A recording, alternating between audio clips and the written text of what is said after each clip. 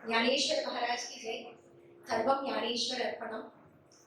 संत श्रेष्ठ विष्णुमावली ज्ञानेश्वर महाराज பரம அனுகிரகத்தினால 15வது வருட ஆராதனை நம்ம அம்பத்தூர் சத்சங்கத்துல நெல்லை வெங்கடேஸ்வர பாகவதர் அவ குடியினர் நாமசங்கீர்த்தனம் மூலமா ரொம்ப சிறப்பாக வந்து நடந்திருக்கு. மகாராஷ்டிரா மாநிலத்துல வந்து நிறைய சத்துக்கள் வந்து அவதாரம் பண்ணாங்க. அதுல வந்து 13வது செஞ்சுரியில ஞானேஸ்வர் மகாராஜ் விஷ்ணுவோட அவதாரமா சாட்சியாத் அந்த பாண்டுரனுடைய அவதாரமா வந்து பிறந்தா. அவருடைய அண்ணா நிவர்த்தினார் பரமேஸ்வரனுடைய அவதாரம். அண்ணா எல்லாமே முதல்ல சொல்லிட்டா, இருந்தாலும் நான் ப்ரிப்பேர் பண்ணதுனால நான் சொல்லிட்டேன். சொபாண்டே பிரம்மாவோட அவதாரம், முக்தாபாய் ஆதி பராசக்தி அவதாரம். இதுல ஞானேஸ்வர் மகாராஜ் வந்து அவருடைய 21 வயசுல சஞ்சீவன சமாதம் வந்து அடைஞ்சான். அந்த குறுகிய வயசுல வந்து நிறைய அற்புதங்கள் அதிசயங்கள் எல்லாமே பண்ணா. ஒரு எருமை மாட்டை வந்து ஒரு அதாவது எல்லா ஜீவாத்மாக்களையும் இருக்கிறது ஒரே பரமாத்மா தான் அப்படின்னு அந்த ஒரு எருமை மாட்டை வந்து 4 வேதத்தையும் வந்து சொல்ல வச்சா. ஒரு ஜட பொருள் ஒரு கல்லு, அந்த கல்லை வந்து மேல வந்து பறக்க வச்சா. ஒரு அவருடைய யோக முறையில வந்து முதுகுல சூடு உண்டாக்கி அவரோட தங்க முக்தாபாயோட பசிக்கு வந்து ரொட்டி பண்ணி கொடுத்தான். அந்த மாதிரி நிறைய அதிசயங்கள் வந்து இருக்கு. நிறைய கிரந்தங்கள் வந்து கொடுத்துருக்கான். அது வந்து அண்ணா சொன்ன இல்லையா, அந்த பிஹெச்டி அந்த ஹை லெவல் பகவத்கீதையுடைய சாரமா மராத்தியில வந்து ஞானேஸ்வரி அப்படின்ற ஒரு கிரந்தம் வந்து கொடுத்துருக்கா.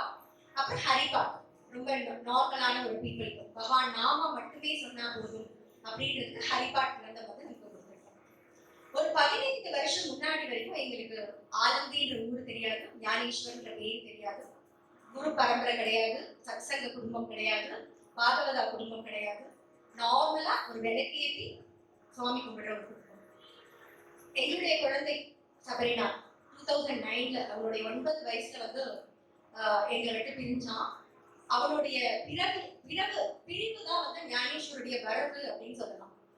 அவன் பிரிவுக்கு முன்னாடி நிறைய ஸ்லோகங்கள் எல்லாம் சொல்லிட்டு 1 மணி நேரத்துல இறந்துருவேன், எனக்கு இடக்கு பக்கமா படுக்க வை அப்படின்னு சொல்லி அவனுடைய 3வது நாள் அவனுடைய ஆத்மாவை வந்து காட்சி கொடுத்து அந்த அனுமாட்சியமான அந்த முகத்தை பார்த்து எங்களுக்கு கிடைச்ச அருள் வாக்கு என்ன அப்படின்னா, குழந்தை ஞானேஸ்வருடைய ஸ்வரூபமா பிறந்திருக்கான் அப்படின்னா.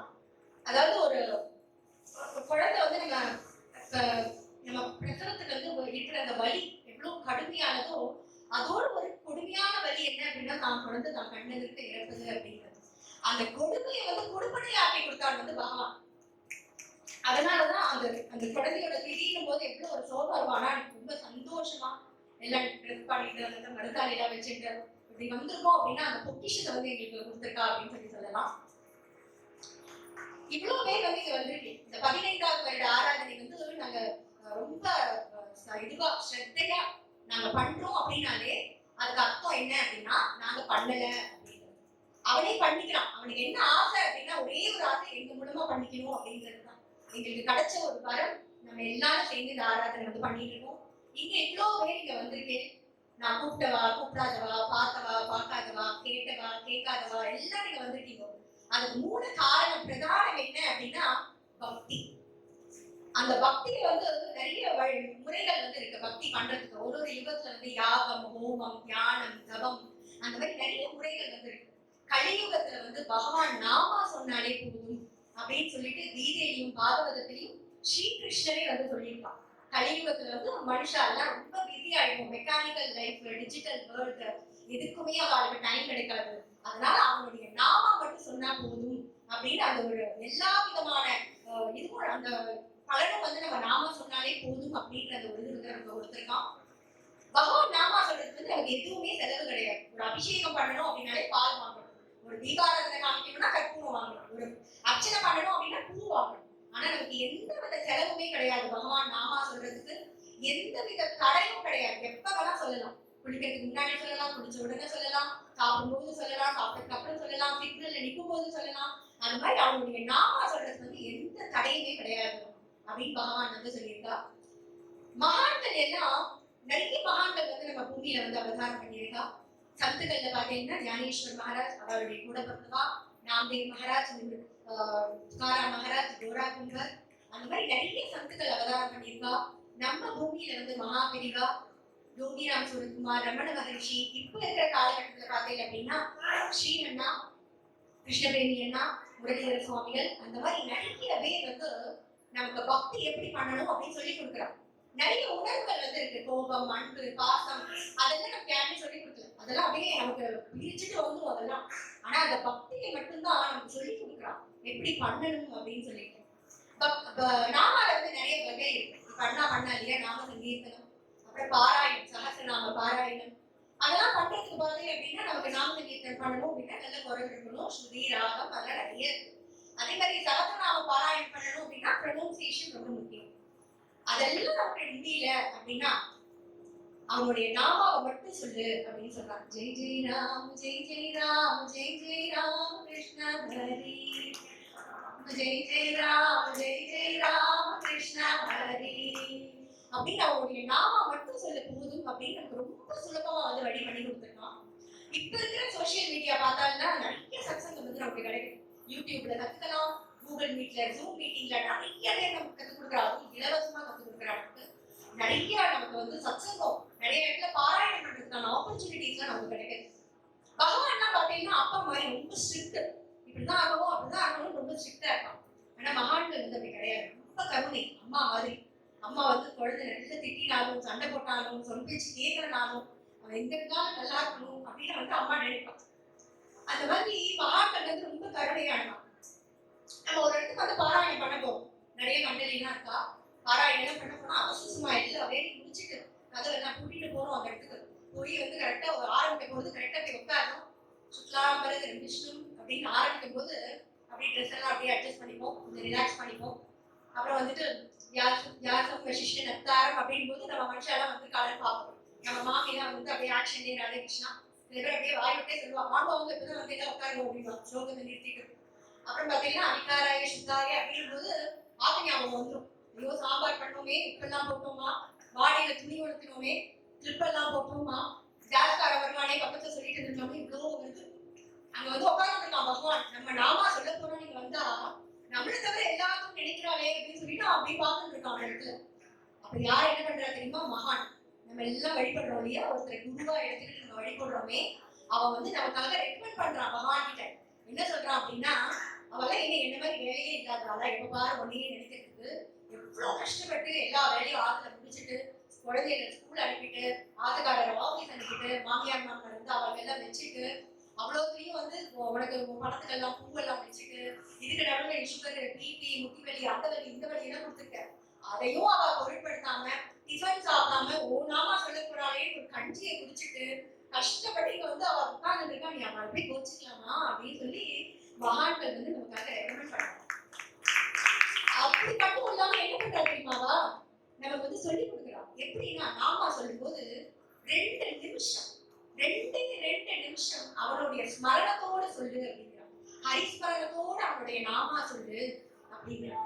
சாந்தாகாரம் புஜகசயனம் அப்படிங்கும்போது சாட்சாத் அந்த மகாவிஷ்ணுவை நினைச்சுக்கிறோம். திருப்பதி பெருமாள் கண்ணுனால வந்தாலும் பரவாயில்ல, மேனாபேட சந்தான பெருமாள் வந்தாலும் பரவாயில்ல, அவனை நினைச்சுக்கிட்டு இந்த 2 நிமிஷம் நீ வந்து நாமா சொல்லு அப்படின்னு சொல்றான். மௌனி ஞானேஸ்வரர் ஹரிபாட்ட சொல்லியிருக்கா. அப்படி நீ வந்து அவனோட ஸ்மரணத்தோடு நீ நாமா சொல்லும்போது என்ன ஆகுது அப்படின்னா நிறைய புண்ணியம் கிடைக்கும்.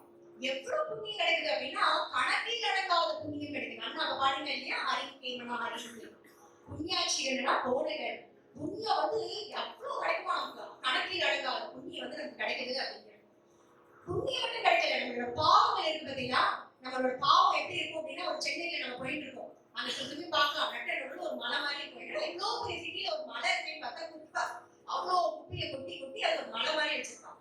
அந்த மாதிரிதான் நம்ம பண்ற பாவங்கள் எல்லாம் குப்பை மாதிரி சேர்ந்து மலை மாதிரி இருக்கு.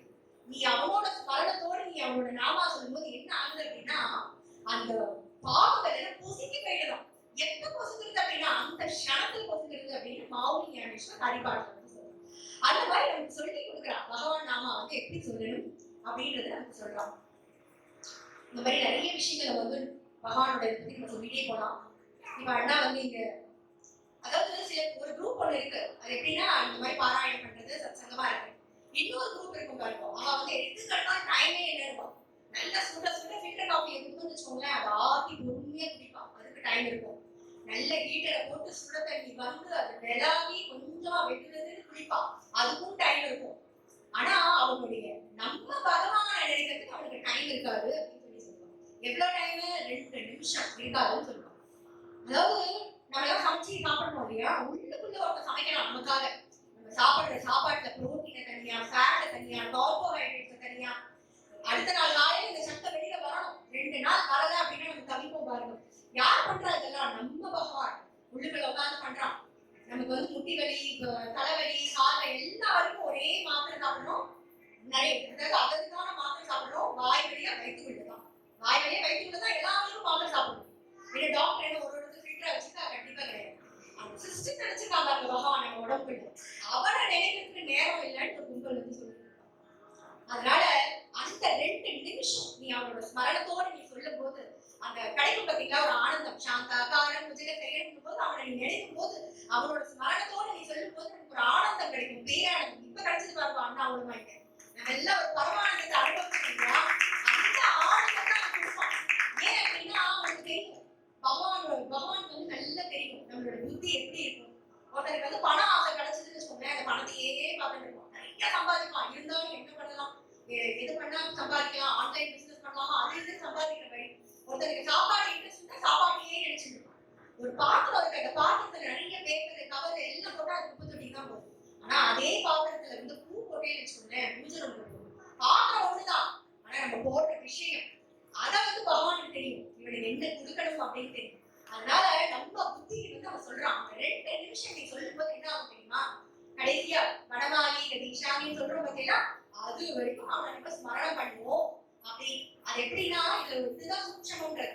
எப்படி வந்து அம்மா வந்து நான் ஏற்கனவே சொன்னேன், மகான்கள்லாம் அம்மா மாதிரி இருக்கும். ஒரு கிண்ணியில வந்து குழந்தைக்கு தேவையான அது பிடிச்ச மாதிரி நல்ல குழப்பழ சாதத்தை பிசைஞ்சு நல்ல நெய்யை ஊற்றி ரசம் போட்டு காய் என்னவோ அதை நல்ல மிக்சியில் அடிச்சு ஒன்று ஊட்ட வைப்பான்.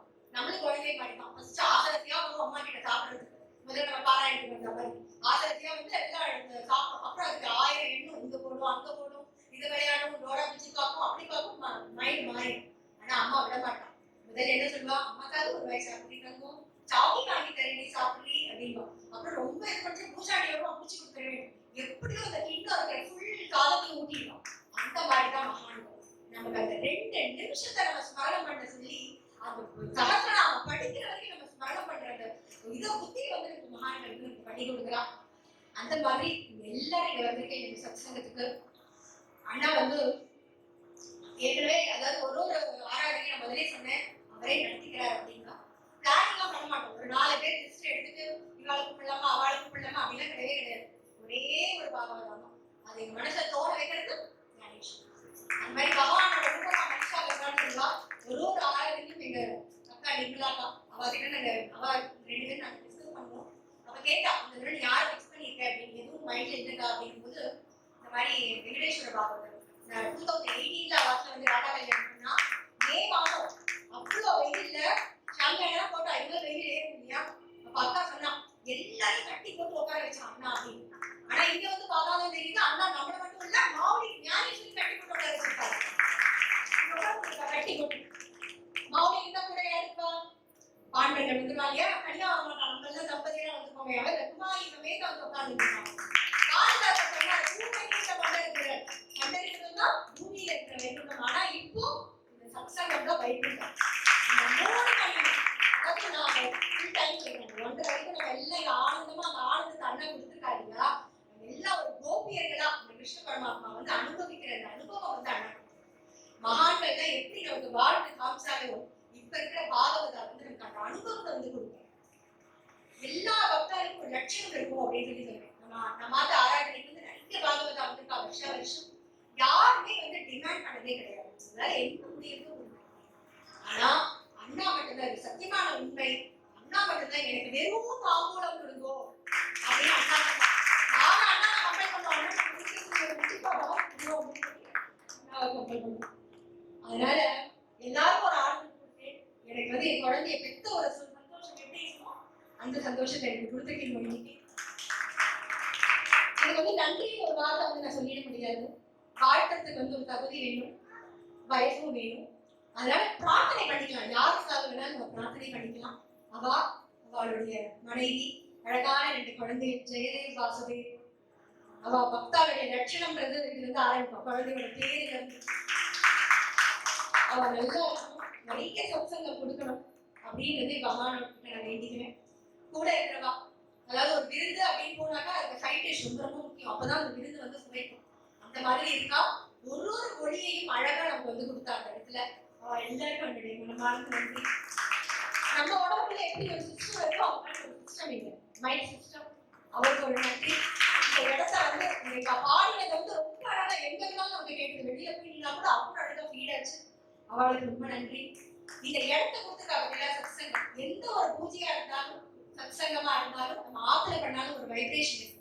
ஆனா கோயில் நம்ம எப்படி ஆத்துல வந்து சுவாமி கும்பிடுறோம், அதே ஒரு புண்ணிய ஸ்தலத்துக்கு போனா ஒரு வைப்ரேஷன் கிடைக்கும் பாருங்க. அந்த மாதிரி தான் இந்த சத்சங்கம். அந்த இடத்த வந்து நடராஜ மாமாவும் கிருஷ்ணமூர்த்தி மாமாவும் கொடுத்துருக்கா. அதாவது இந்த பரிவார நமஸ்காரம். இந்த சத்சங்கத்துக்கு வந்து நிறைய பேர் வந்திருக்கா. நிறைய பாகவதா வந்திருக்கா, குருமார்கள் வந்திருக்கா, நிறைய ராதா கல்யாணம் நடந்திருக்கு, நிறைய பாராயணம் நடந்திருக்கு. எனக்கு ஒரே ஒரு ஆசை தான் என்ன அப்படின்னா, சத்துக்களுடைய பரம்பரை வந்து இன்னும் வாழ்ந்துட்டு இருக்கா இந்த உலகத்துல. ஞானேஸ்வர் மகாராஜ் அவ கூட பிறந்தவா தான் வந்து சன்னியாசி. அதே நாந்தி மகாராஜோட பரம்பரை வந்து பண்டரிபுரத்துல இருக்கா. துகாராமுடைய பரம்பரை வந்து தேகூர்ல இருக்கா. ஏக்நாதோட பரம்பரை வந்து பைத்தன்ல இருக்கா. அவளெல்லாம் பார்த்து அவ கூட எல்லாம் சாப்பிடக்கூடிய ஒரு பாக்கியம் வந்து ஞானேஸ்வர் மகாராஜ் கொடுத்தா. ஆனா எனக்கு என்ன ஆசை அப்படின்னா, ஒரு ஆராதனைக்கு அவ பரம்பரை வந்து இந்த சத்சங்கத்துக்கு வரணும், சத்துக்களுடைய காலம் கடலும் அப்படின்றது. ஏன் அப்படின்னா, ஒரு சந்து கீர்த்தனையோ சாது கீர்த்தனையோ குரு கீர்த்தனையோ வந்து ஒரு ராதா கல்யாணத்திலையும் ஒரு சம்பிரதாய வகையில வந்து பாடுவான். ஆனா பிரதானமா ஒரு சந்தை எடுத்து நம்ம ஒரு ஆராதனை பண்றோம் அப்படின்னா நம்ம ஞானேஸ்வர மகாராஜ் தான் நம்ம பண்றோம். அதனால அந்த சந்தோடைய ஆராதனைக்கு அந்த பரம்பரை வந்து இங்க வரணும் அப்படின்றது என்னோட வேண்டுதல். எனக்கு வந்து மாவுளி அதை கூட இருந்து கண்டிப்பா நிறைவேற்றுவான்ற திடமான ஒரு நம்பிக்கை வந்து எனக்கு இருக்கு. இங்க வந்தவா எல்லாருக்கும் என்னுடைய சொந்த பந்தங்கள், உறவினர்கள் எல்லாருக்கும் என்னுடைய நன்றி. நன்றி சொல்லக்கூடாது, இருந்தாலும் அதுக்கு மேல ஒரு வார்த்தை இல்லை. அதுக்கப்புறம் சத்சங்க பந்துக்கள் அவ ரொம்ப ரொம்ப முக்கியம். நமக்கு சம்பந்தமே இருக்காத வாழ, ஆனா இவ்வளவு பேர் வந்து கவர்ந்து சத்சங்க பந்துக்கள் வந்திருக்கா. அதே மாதிரி அண்ணா சொன்னா ராஜபாளையம் சொன்னா இல்லையா, ஸ்ரீகாந்த் அண்ணா அப்படின்னு சொல்லிட்டு ஆனந்தியில வந்து இருக்கா. கொஞ்சம் அந்த குரூப் படி கொஞ்சம் எழுத நல்லா இருக்கும். அவளுடைய பக்தா ராஜபாளையத்துல இருந்து இங்க சென்னையில இருக்கிறவா ஒரு 8 பேர். அதாவது ஒரு 3 மணி நேரம் ப்ரோக்ராம் தான், 23 hours தான். ஆனா அதுக்காக அவ்வளவு தூரம் என்னை யாருக்கும் என்னை பார்த்தது கூட கிடையாதுவா. வெறும் போன்ல நான் பேசியிருக்கேன் அவளோட. மாவுளி ஞானேஸ்வரர் கண்டிப்பா எனக்காக யாருமே கண்டிப்பா ஏன்னா பகவான் நினைச்சா மட்டும்தான் இங்க வர முடியும். மாவுளி ஞானேஸ்வரருக்காக அவ இங்க வந்திருக்கா. அவ எல்லாருக்கும் என்னுடைய நமஸ்காரம், நன்றி. அதே மாதிரி எல்லாரோட ஆராதனையும் ஒரு சிறப்பான ஒரு அம்சம் வந்து இருக்கும். எப்படி வந்து விஜயோட படத்துக்கு அஜித் போனா எப்படி இருக்கும், அந்த மாதிரி நம்மளுடைய அண்ணாவுடைய இதுக்கு கவிதாசிரியர் வந்திருக்கா. ரொம்ப சந்தோஷம். அதாவது எனக்கு ரொம்ப யோசனை வருவாளா அப்படின்னு சொல்லிட்டு இருந்தாலும் எல்லாரும் கூட்டம் வந்து, ஆனா ரொம்ப ஆச்சரியமா இருக்கு. ஆச்சாரியர்களுக்கு வந்து ரொம்ப ஆச்சரியமான ஒரு விஷயம். அதனால எல்லாருக்கும் நன்றி. எல்லாருக்குமே வந்து மாநில பிரசாதம் அரேஞ்ச் பண்ணிருக்கோம். அதுக்கப்புறம் இப்ப அண்ணா வந்து சில கீர்த்தனை இதெல்லாம் பாடுவா, அவங்கம்லாம் பாடுவா. அதுக்கப்புறம் பாகவதா மரியாதை இருக்கு. அதுக்கப்புறம் ஆரத்தி பிரசாதம் சாப்பிட்டுட்டு நம்ம வருஷம் எல்லாருக்கும் ஏதாவது ஒண்ணு வந்து நம்ம ஞானேஸ்வருடைய இதுல வந்து கொடுப்போம். அதாவது துளசி மாலை கொடுத்துருக்கோம், துளசி மடம் கொடுத்துருக்கோம், துளசி செடி கொடுத்துருக்கோம், ஞானேஸ்வர் ஸ்டிக்கர்ஸ் கொடுத்துருக்கோம். போன வருஷம் ஞானேஸ்வருடைய திருவுருவ படம் வந்து எல்லாருக்கும் கொடுத்தோம். இந்த வருஷம் வந்து ஞானேஸ்வர் மகாராஜ் எழுதின ஹரிப்பா எல்லாருக்கும் நம்ம கொடுக்க போறோம். எல்லாரும் முன்னால வாங்கிட்டு ஃபேமிலிக்கு ஒரு புக்கு கண்டிப்பா வாங்கிக்கணும். அது அழகா வந்து தமிழ்ல தான் இருக்கும், அபங்கம் அர்த்தத்தோட இருக்கும். தமிழ்லயே படிக்க தெரிஞ்சுதா படிங்கோ, இல்லாதவா பூஜை பண்ணணும். சில பேர் சொல்லுவா புக்கை வச்சுட்டு பூஜை பண்றியா. உண்மையான விஷயம், சில கிரந்தங்கள் பூஜை பண்ணாலே பலன் அதிகம். பாகவதம் இருக்கிற இடத்துல சாட்சாத் அந்த கிருஷ்ண பரமாத்மா இருக்கும். அதே மாதிரி அந்த ஹரிபாட்டு இருக்கிற இடத்துல பாண்டவங்களும் மௌனி ஞானேஸ்வரரும் இருப்பான். அதனால எல்லாரும் இதை வாங்கிக்கோங்க. ரொம்ப சந்தோஷம்.